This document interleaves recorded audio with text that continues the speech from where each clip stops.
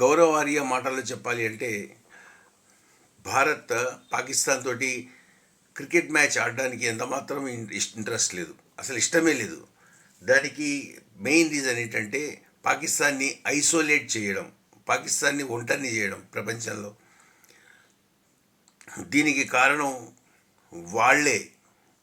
ఏం ఆయన మాటల్లో చెప్పాలి అంటే క్యా ఉఖాడ్నాయే ఉఖాడ్లో, ఏం పీక్కుంటారో పీక్కోండి, ఇదే వర్డింగ్ ఆయన యూజ్ చేశారు. దానికి రీజన్ ఏంటి అంటే కోర్స్ క్రికెట్ అన్నది సెకండరీ ఇష్యూ. ఫస్ట్ ఇష్యూ ఏంటి అంటే కశ్మీర్ కానివ్వండి, పంజాబ్ కానివ్వండి, వీటిల్లో జరిగిన తీవ్రవాద దాడులు, విపరీతంగా తీవ్రవాదాలు జరుగుతున్నాయి. అక్కడి నుంచి డ్రగ్ ప్రిడ్లర్స్ డ్రగ్స్ని ఇక్కడికి సరఫరా చేసి ఇక్కడ యువతని సర్వనాశనం చేస్తున్నారు. వీటికి జవాబుగా భారత్ వాళ్ళతోటి ఆడడానికి ఎంత మాత్రం ఇష్టం లేదు. ఏం చేస్తారు, ఏం చేసుకోదలుచుకున్నారు, ఏం చేయదలుచుకున్నారు చేసుకోండి. 370 ఆర్టికల్ ఎత్తేసిన తర్వాత ఇమ్రాన్ ఖాన్ తనంతట తానే చెప్పాడు, నేను భారత్ తోటి ట్రేడ్ బంద్ చేస్తున్నాను అని. నువ్వు బంద్ చేసినా బంద్ చేయకపోయినా భారత్కి వచ్చిన తేడా ఏమీ లేదు.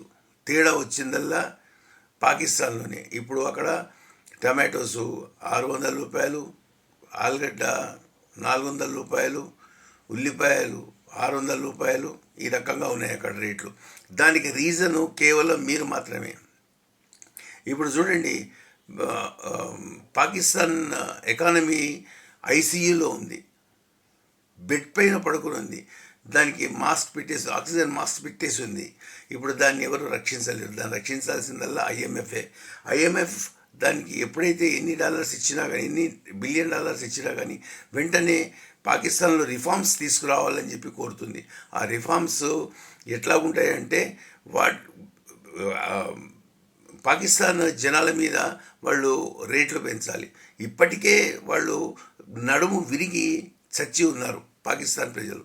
వాళ్ళకి మామూలు ఒక లైటు, ఒక ఫ్యాను ఉన్న ఒక తోపుడు బండి, అట్టిపండ్ల తోపుడు బండి మీద పళ్ళమ్ముకునే ఒక వ్యక్తికి నెలకి ఒక బల్బు, ఒక ఫ్యాను ఉన్న ఒక వ్యక్తికి 14,000 రూపాయల బిల్లు వస్తుంది. ఈ రకంగా వాళ్ళు ఇప్పుడు మళ్ళీ 17 బిలియన్ డాలర్స్ లోన్ కోసం వాళ్ళు మళ్ళీ అప్లై చేశారు. ఈ తరుణంలో రేట్లు ఇంకా పెరిగి ఇంకా రిఫార్మ్స్ తీసుకొస్తే పాకిస్తాన్ గది ఏం కాను అన్నది మరి భగవంతుడికి తెలియాలి.